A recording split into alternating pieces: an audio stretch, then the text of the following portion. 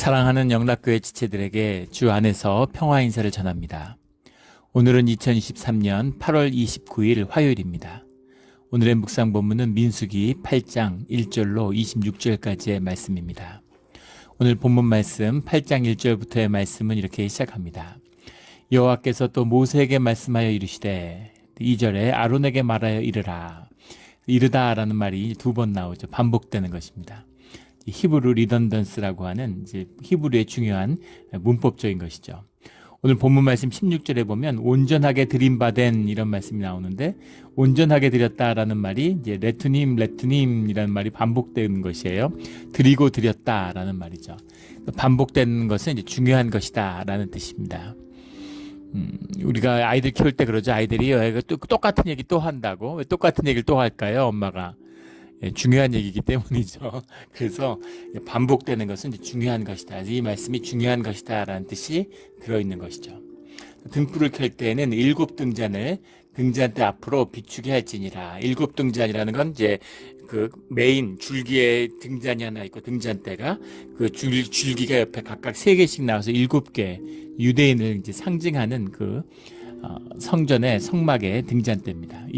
7 등잔대를 가진 그 이제 촛대를 이야기하는 것이죠. 그 등잔대를 앞으로 비추게 할지니라. 앞으로 비춘다는 얘기는 진설병을 놓아둔 그것을 비추게 한다. 그것이 보이도록 한다.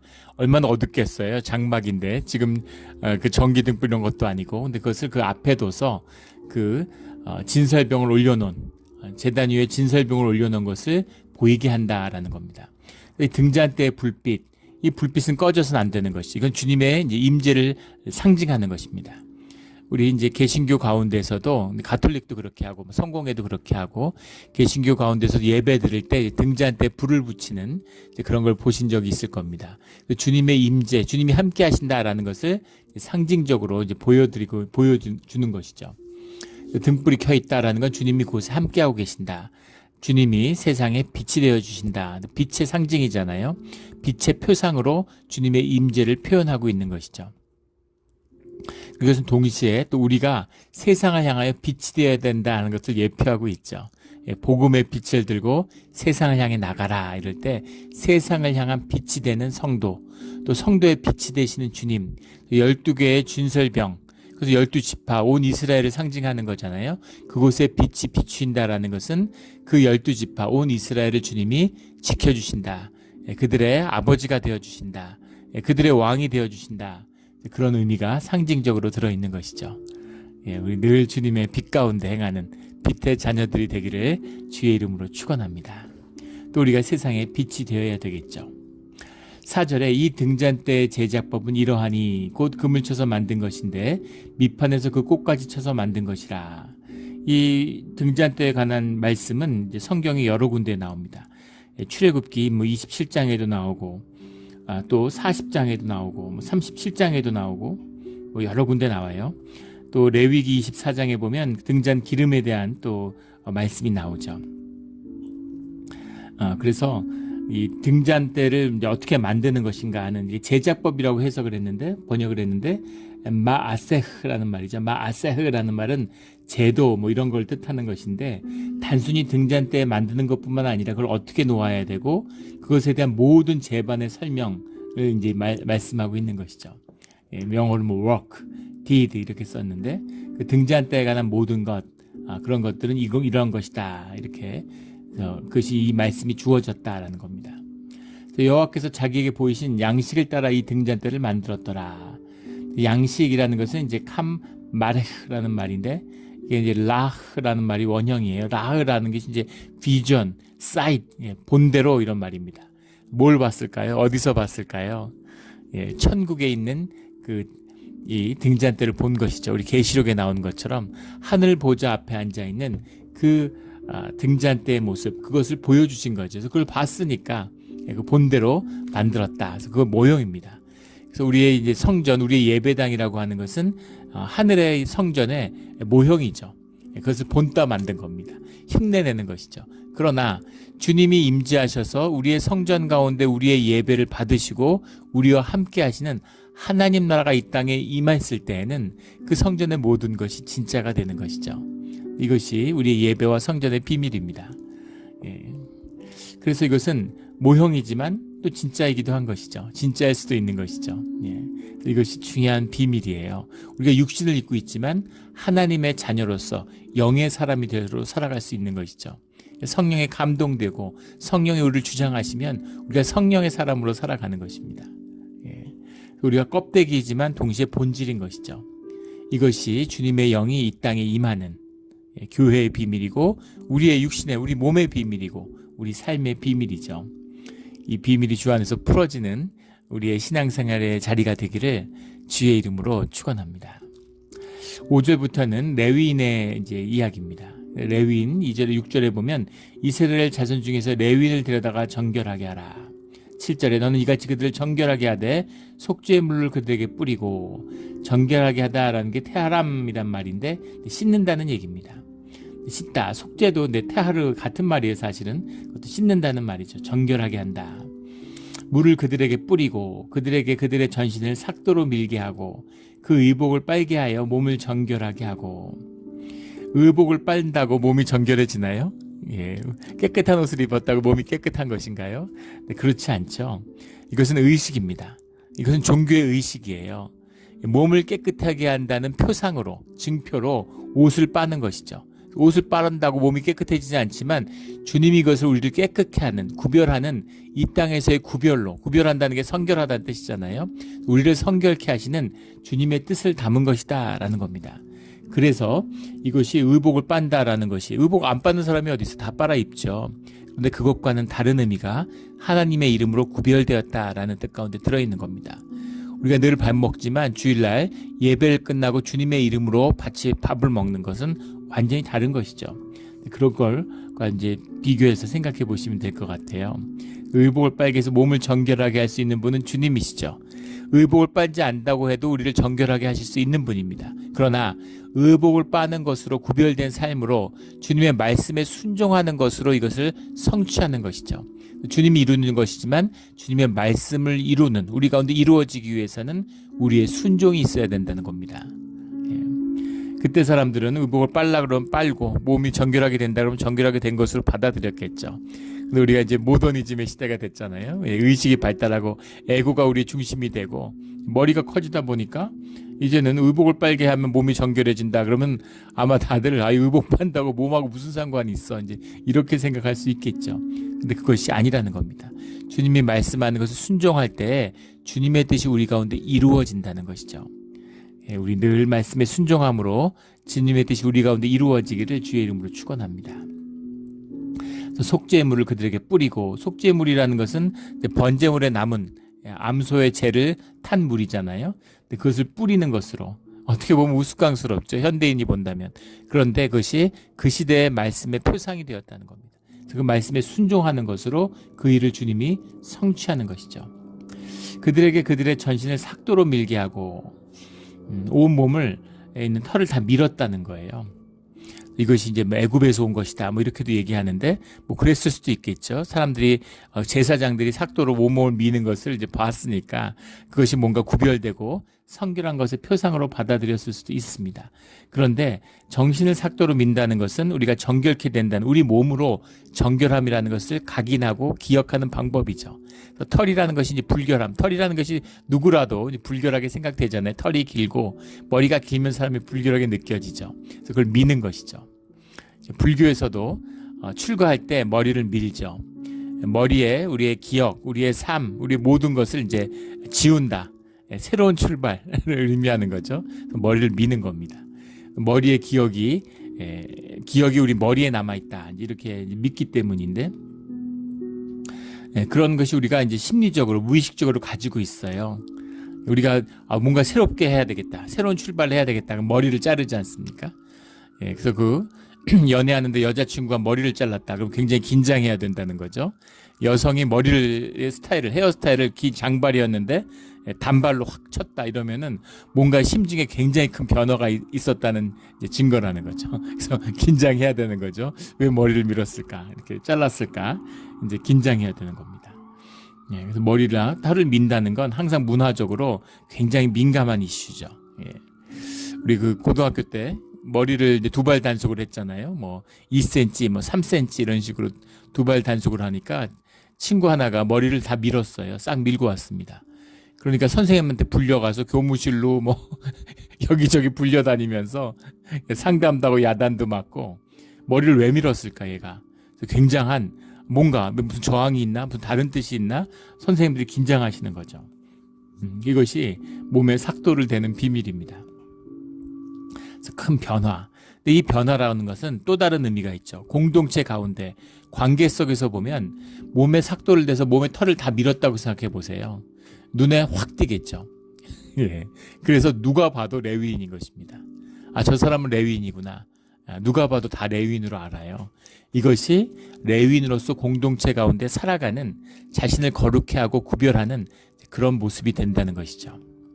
요즘으로 치면 로만 칼라, 가톨릭의 신부님들이 로만 칼라라는 거 목에 이렇게 보셨을 거예요. 검은 띠에다가 앞에 흰 칼라가 달린, 원래 그걸 이제 로만 칼라라고 부르는데 원래는 그것은 이제 장로교에서 유래한 것입니다. 그래서 1890년대 장로교에서 시작된 것인데 1960년대 그 좋아 보였는지 가톨릭에서 그걸 채용했어요. 그걸 이름을 또 로만 칼라라고 붙였습니다. 그래서 가톨릭 건 줄 알고, 개신교 목사가 그걸 입으면 가톨릭 건데 왜 입느냐 이렇게 얘기하는 가톨릭 성도들도 있어요. 완전히 잘못 알고 있는 거죠. 원래는 클러지 칼라라고 그러죠. 장로교에서 하고 있고 뭐 감리교 성공회도 하고 그렇습니다. 그런데 클러지 칼라를 이제 뭐 꼭 해야 되는 건 아니에요. 해도 되고 안 해도 되는데, 클러지 칼라를 하게 되면 어떻게 되냐면, 로만 칼라를 하게 되면 누가 봐도 저 사람이 교회 봉사하는 종교인이라는 것을 알게 되죠. 그 아는 목사님 중에서 이렇게 클러지 칼라를 꼭 입는 목사님이 계신데, 짜장면 먹는 때나 뭐 이 하나 쑤실 때도 조심스럽다는 거예요. 짜장면 먹다가 클러지 칼라에 짜장 튀면 어떡합니까? 굉장히 신경 쓰이는 거죠. 이빨을 쑤시는데 누가 봐도 종교인인 거 다 알잖아요. 다들 성직자라고 생각하는데 이를 막 상스럽게 쑤시고 있다 이러면 다들 보기에 그렇죠. 덕이 되게 덕스럽지 않잖아요. 하나에서 10가지 조심스럽다는 겁니다. 그것이 이제 클러지 칼라의 비밀이죠. 구별된 삶을 살겠다, 성별된 삶을 살겠다라는 뜻이 담겨 있는 것이죠.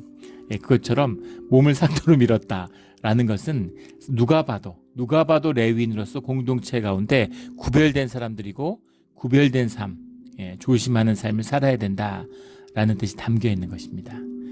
우리 크리스찬이죠. 우리가 뭐 클러지 칼라라거나 삭도로 몸에 털을 밀지는 않지만 세상과 구별된, 세상 가운데 누가 봐도 저 사람 크리스찬이구나 하는 삶을 사는 자들이 되어야 되겠죠.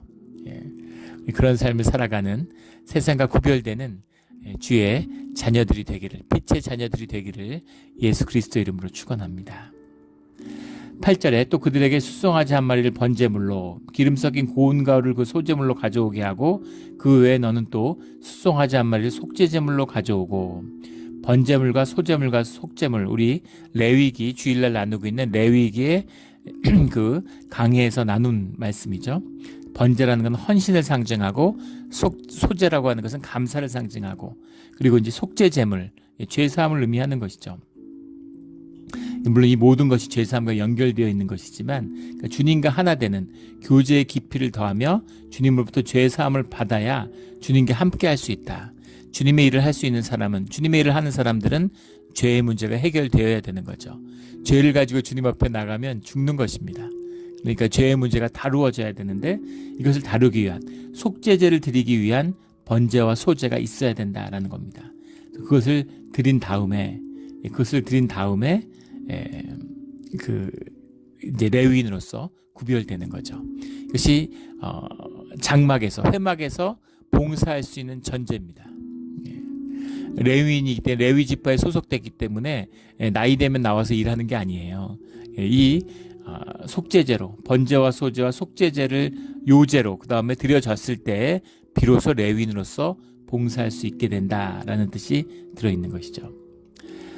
9절에 레위인을 회막 앞에 나오게 하고, 이 번제물을 드리는데 수송아지죠. 수송아지는 최고의 희생제물인데 번제와 속죄제 때 수송아지를 드려요. 근데 이것은 이제 각 개인별로 가져오라는 게 아니라 레위인을 대표하는, 그때 나이가 차서 이제 구별되는 사람들이 있었겠죠. 그 사람들의 속죄제 때 한꺼번에 드려지는 겁니다. 그렇게 제물로 드려진 상징적인 의미가 들어있는 것이죠. 그래서 뭐 소가 없어서 레위인인데 성막에서 일을 못하고 이런 사람은 없다는 것이죠. 레위인들을 회막 앞에 나오게 하고 이스라엘 자손이 온 회중을 모으고, 이스라엘 자손의 온 회중을 이게 지금 민수기가 쓰여질 때는 또 모을 수도 있었을 수 있겠죠. 그런데 200만 명이 회막 앞에 다 모이는 것도 쉽지 않았을 뿐만 아니라 지금 레위인이 4장 48절에 보면 8,580명이에요. 그러니 8,580명이 어떻게 회막 앞에 쓸 수가 있겠습니까? 이 회막이라고 하는 것이 이제 가로 세로 한 10m, 20m 정도 되는 크기인데 이 앞에 뭐 맥시멈 뭐 몇백 명을 세울 수 있겠죠. 그러나 8,580명이 쓸 수는 없을 겁니다. 그래서 대표자들이 이루어지는 그 회중의 대표와 레위인의 대표 가운데 이루어지는 그런 양식이었을 것이다 라는 것을 이제 짐작해 볼 수 있겠죠. 그래서 늘 모든 의식 가운데 나타나는 대표성입니다. 대표성이죠. 이스라엘이 인류를 대표해서 제사장의 민족으로서 중보와 화목의 중재자가 되어야 되는 것이죠. 예수님이 중보자가 되셔서 우리의 죄를 사하시고 우리를 하나님과 화평케 하시는 거죠. 그런 일들이 이루어지는 항상 대표성입니다. 우리가 이 세상을 대표하고 있는 것이죠. 주님 앞에서. 그래서 우리를 통해서 세상이 복을 누리는 겁니다. 이 깊은 비밀을 깨달아 아는, 누리는 우리의 삶의 자리가 되기를 주의 이름으로 축원합니다. 10절에 레위인을 여호와 앞에 나오게 하고 이스라엘 자손이 그들에게 안수하게 한 후에, 이 희생 제물을 바칠 때와 똑같죠. 레위인에게 이스라엘 자손이 그들에게 안수한다. 물론 뭐 장로들, 대표들이 나와서 안수했겠죠. 그 안수라는 것은 이제 깊은 삶의 연합입니다. 레위인과 공동체가 상징적으로 맺어졌다라는 얘기죠. 무슨 얘기냐면 레위인들이 섬기는 것이 온 이스라엘 지파가 주님 앞에 나와 섬기는 것과 같은 것이다라는 겁니다. 그래서 그들이 해야 될 일을 이 레위 지파가 대신하고 있다라는 그 위임, 전가, 대표, 연결, 연합의 의미가 이 안수를 통해 이루어진다라는 거죠. 이것이 안수의 의미입니다. 안수한다고 이것이 뭐 옮겨가나요?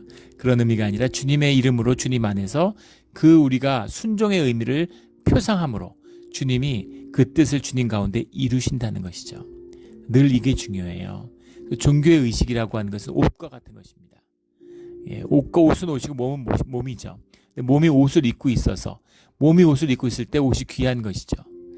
옷이 뭐 이렇게 쭈그려 가지고 몸이 없으면 옷을 뭐 걸레로 쓰거나 쓰레기나 휴지가 되고 마는 것이죠. 몸과 옷이 하나 될 때, 몸이 옷을 입었을 때, 옷의 사명이 다하여졌을 때 그 옷이 귀하게 되는 겁니다. 이게 종교의 뜻이에요. 하나님의 뜻과 말씀이 담겨 있을 때 종교라는 것은 귀한 것입니다. 그걸 잃어버리면 세상에 제일 악하고 제일 나쁜 게 종교죠. 그래서 이 의식 뒤에 그 그리스도의 임재를 잃어버린 율법적인 그런 그 유대교 이런 것, 예수님을 돌로 치려고 하는 종교인들 본질을 잃어버린 것이죠. 그래서 껍데기만 남았는데 주님의 이름을 껍데기로 남기니까 가장 악한 것이 되는 것입니다. 늘 본질을 갖추는, 본질과 함께하는, 본질을 통해서 회복되는 우리의 종교와 종교의 자리가 되기를 주의 이름으로 축원합니다. 11절에 아론 이스라엘 자손을 위하여 레위인을 흔들어 바치는 제물로 여호와 앞에 드릴지니 레위 지파가 레위인들이 요제가 되었다는 거죠.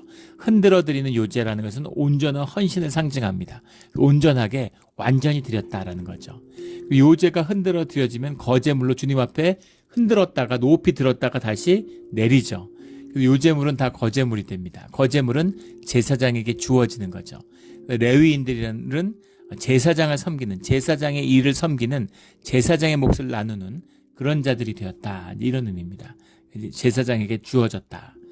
요제물이 제사장에게 주어진 것처럼 레위인들이 제사장에게 주어진 것이죠. 제사장을 도와 제사장의 일을 돕는 것, 이것이 레위인들의 사명이다라는 겁니다. 여호와께 요제로 드릴지니라. 그런데 여기서 하나 이제 그 문제는 요제 제물로 여호와 앞에 드릴지니, 요제로 주님 앞에 드릴지니라는 겁니다. 요제로 어떻게 드렸을까요? 이거에 대한 논란이 많아요. 예, 레위인을 들어서 흔들었을까요?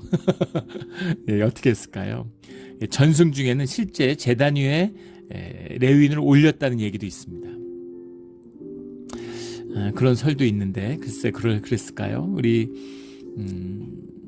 그 부흥 강사로 유명했던 미국의 목사님이 계시죠. 지금 갑자기 이름이 기억이 안 나는데 그 목사님의 이야기에 보면 어렸을 때 12살 때 전설같이 내려오는 이야기죠. 교회에서 헌금을 하는데 우리는 헌금 바구니를 쓰지만 미국 교회는 접시를 쓰잖아요. 접시를 돌리는데 접시 위에 올라 앉았다고 그래요. 내 자신을 드리겠다고. 이제 그런 것처럼 상징적인 의미죠. 예, 그렇게 레위인 올렸다 뭐 이런 얘기도 있는데 레위인이 드려졌다고 하는 이제 그런 상징적인 표현이다. 레위인들이 이제 성전 일을 하니까 왔다 갔다 할 거 아닙니까? 돌아다니고. 예, 우리 이렇게 그런 일들을 하잖아요. 왔다 갔다 하고 준비하느라고. 그래서 그 왔다 갔다 하는 모습, 예, 레위인들이 돌아다니는 모습, 이것을 이제 요제에 비유한 것이다. 주님 앞에 흔드는, 예, 제단 앞에 누가 돌아다닐 수가 있겠습니까? 근데 그 돌아다니는 사람들이 레위인들이잖아요. 그래서 레위인들이 이제 요제의 상징물로, 상징적인 표현이다. 이제 뭐 이런 설도 있습니다. 그리고 앞에 드렸던 번제와 소제, 속제제에 나오는 이제 그 제물을 들어가지고 그걸 요제로 흔들어서 마치 이 레위인을 대신하는 것으로 그렇게 드렸을 것이다. 뭐 이런 해석도 있는데 그 해석이 제일 설득력이 있지 않을까 이제 이런 생각이 듭니다. 중요한 것은 레위 있게 레위인이 여호와께 요제로 드릴지니라는 이 말씀이죠. 주님께 드려졌다는 것입니다.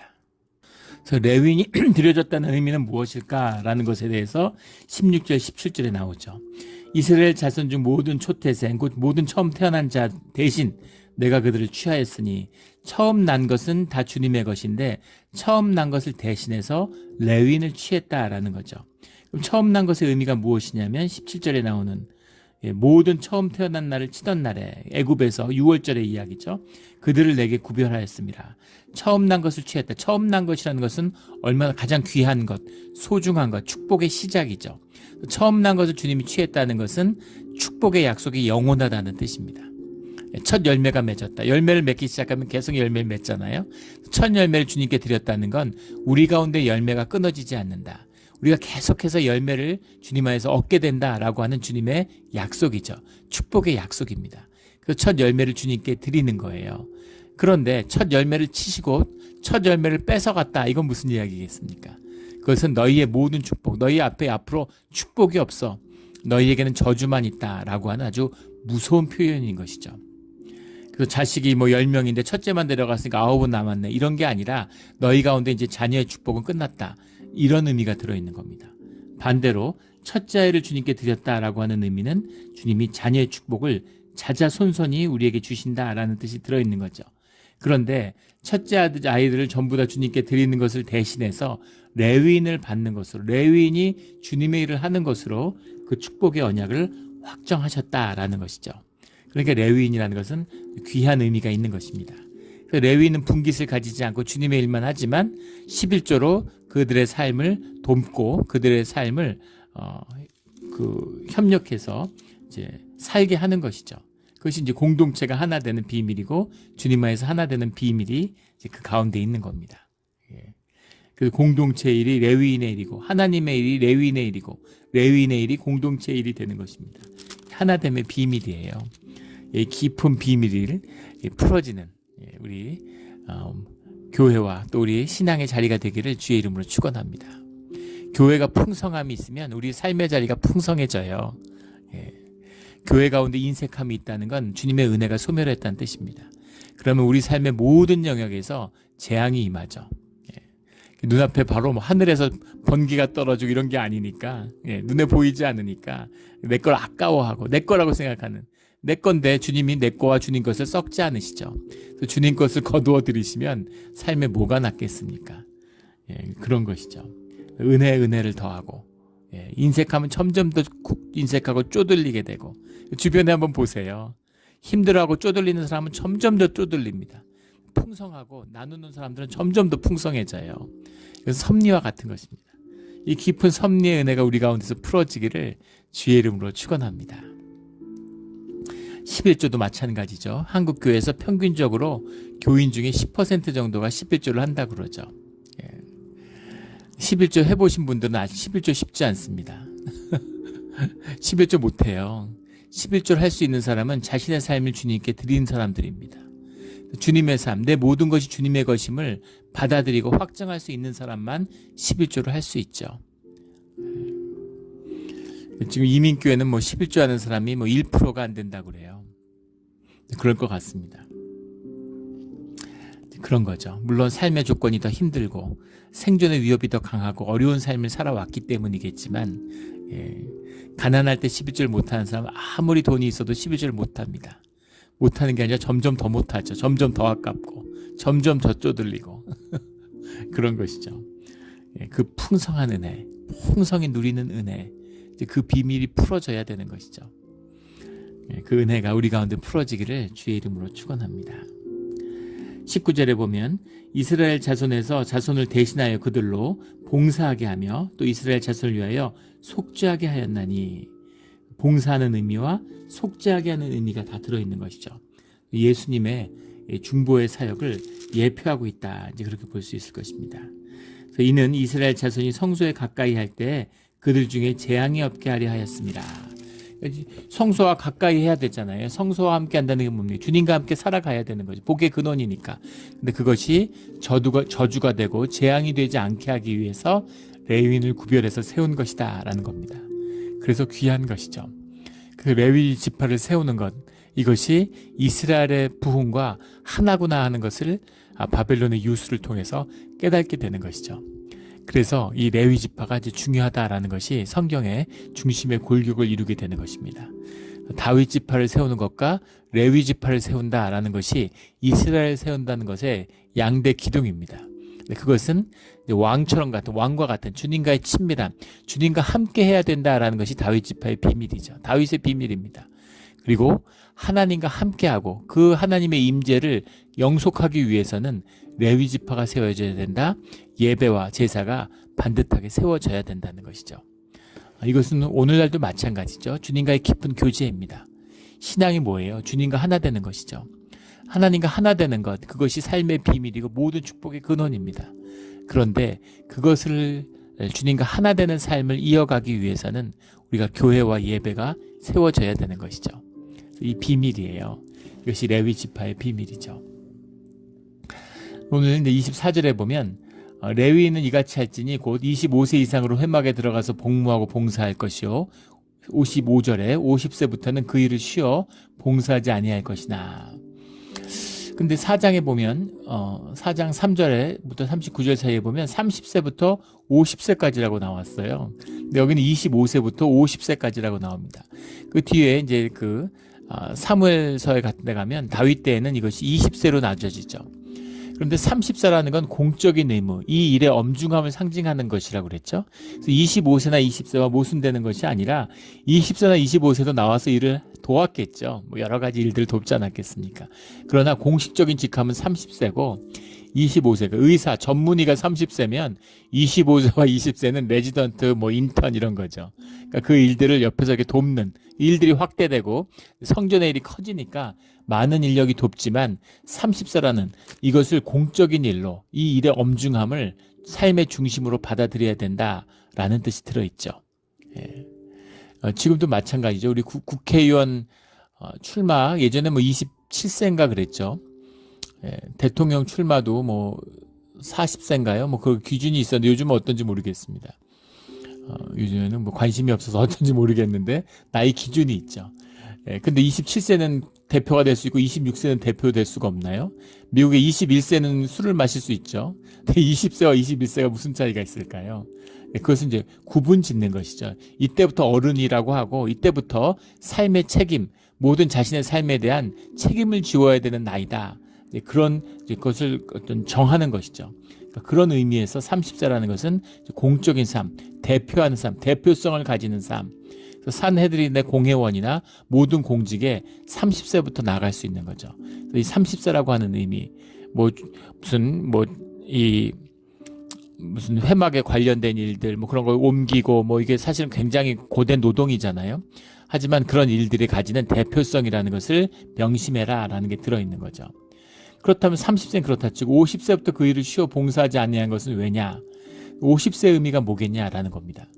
예. 나이를 하한선을 두는 건 많지만 상한선을 두는 경우는 별로 없어요. 근데 왜 50세부터는 일을 쉬라고 했을까? 일이라는 게 아보드라는 말인데, 아보드라는 거하고 일은 사실은 굉장히 고된 일, 노예 노동 이런 걸 사실 의미하는 말입니다. 근데 그 일을 쉬어라고 쓰는 이 뜻은 이제 그 일들이 고된 일들이 있는데 그 일들을 하는 데 있어서 실수가 있으면 안 된다는 의미가 담겨 있는 거죠. 무슨 뭐 성전과 관련된 거 들고 가다가 막 엎어놓고 막 쓰러지고 이러면 되겠습니까? 그러니까 그런 실수가 나오지 않아야 된다는 그 일입니다. 물론 뭐 60세인데도 40세처럼 건장한 사람도 있고 40세인데도 60세처럼 힘들어하는 사람도 있을 수 있겠죠. 근데 50세라는 의미는 충분한 에너지, 충분한 힘으로 그 봉사에 부족함이 없어야 된다라는 뜻입니다. 그러니까 그 일들을 하는데 그 최선을 다해야 되는, 우리 지금 재직과 마찬가지인 거죠. 70세가 됐는데 70세가 넘는다고 봉사를 안 하나요? 교회에서 다 봉사하셔야죠. 70세 됐으니까 이제 봉사 안 해도 된다. 이거는 큰 착각이에요. 봉사라고 하는 것은 신앙의 중심이고 근본입니다. 섬김이 우리의 신앙이잖아요. 그러니까 모든 섬기는 것이죠. 할 수 있는 일을 섬기고 할 수 있는 일로 봉사하는 거예요. 우리 예전에 한국에서 이제 저희가 섬겼던 교회에서 노인대학을 하려고 했는데 경로대학을 시작하려고 해서 그걸 이제 조사하려고 경로대학이 잘 되는 교회를 이제 찾아다닌 적이 있습니다. 광화문에 있는 정동 제일교회인가요? 거기가 잘 된다고 그래서 한번 찾아갔던 기억이 나요. 근데 가장 인상 깊었던 건 뭐 더 볼 것도 없고 뭐 더 얘기 들을 것도 없이 그 경로대학이 끝나고 이제 친교 식사를 하는데 그 교회에 89세 된 권사님하고 91세 된 장로님인데 두 분이 부부신데 같이 봉사를 하시더라고요. 식사 봉사를 하시더라고요. 더 얘기할 게 뭐가 있겠습니까? 91세 된 장로님이 89세 된 권사님이 교회에서 식사 봉사를 하시는데 그럼 다 잘 되는 겁니다. 뭐 더 말할 게 없어. 봉사하라 마라 얘기할 것도 없습니다. 그 본을 보고 그 모습을 배우고 자란 성도들은 어떻겠어요? 얘기할 것도 없는 것이죠. 그래서 그 비밀이 여기 있구나 하는 걸 알았습니다. 그러나 그렇더라도 재직을 나누고 재직의 나이를 두고 그 책임을 부여한 뜻이 있죠. 재직은 재직의 소명과 사명이 있다는 것입니다. 그 일을 봉사하는 데 있어서 그게 누구나 봉사하고 헌신하죠. 그것과 다른 대표성과 책임감을 가져야 된다는 거죠. 이것입니다. 그래서 나이의 구분을 둬서 25세, 50세를 나누는 거죠. 우리 한국에 있을 때 교회에서는 얼마나 이제 그런 게 강했는지 주보에 오탈자 하나 나면은 교인들이 교육자들이 나와서 밤새도록 그걸 다 고쳤어요. 그걸 일일이 전부 다 고쳤습니다. 그래서 뭐 글자가 오탈자 나면 오탈자 났다고 그 교회 소식 전할 때 얘기하면 되지. 그걸 뭐 전날 나와서 밤을 새워서 하겠어요. 그러나 그 일들을 그렇게 소중하고 그 일에 절대 실수가 있어서는 안 된다고 하는 그 마음가짐은 중요한 것이죠. 그 형식주의나 무슨 엄숙주의 같은 걸로 흘러서 종교의 거짓을 부채질하는 바리새인들 사두개인의 일같이 그렇게 되어서는 안 되죠. 그러나 교회 일의 소중함, 교회 일에 실수가 있어서는 안 되고 교회 일에서 주님의 일을 이룬다는 그 마음가짐은 소중한 것입니다. 그 마음을 주님이 받으시기 때문이죠. 마치 빨아입는 레위인의 옷처럼 누구나 옷을 빨아입지만 레위인이 주님 앞에서 정결하기 위해서 옷을 빠는 것은 주님이 그 옷을 통해서 우리의 몸, 우리의 마음, 우리의 전 인격을 성결케 하시는 것이기 때문입니다. 그러한 성결함으로 주님 앞에 온전히 나아갈 수 있는 주님의 십자가의 보혈이 우리에게 있잖아요. 교리적으로 보혈이 있으니까 용서받았다고 큰 소리치는 그런 거짓이 아니라 그 은혜를 깊이 만나서 우리의 마음 가운데 십자가의 보혈로 우리의 인격의 모든 더러움을 씻어내는 우리의 삶, 우리의 몸, 우리의 영혼, 또 우리의 삶이 되기를 예수 그리스도 이름으로 축원합니다. 아멘. 기도드리겠습니다. 하나님 아버지 감사합니다. 오늘 레위인의 말씀을 받았는데 우리가 제사장이고 우리가 레위인임을 주님 앞에 고백합니다. 주님의 말씀 가운데 순종함으로 주님 앞에서 구별되고 정결하여지는 주의 자녀로서 크리스찬으로서 아무 부끄러움이 없는 그런 믿음의 사람, 성결의 사람이 되게 하여 주시옵소서. 그 문을 여시는 그 귀한 십자가의 보혈로 인하여 다시 한번 주님께 감사를 드립니다. 감사하며 예수 그리스도 이름으로 기도드렸습니다. 아멘.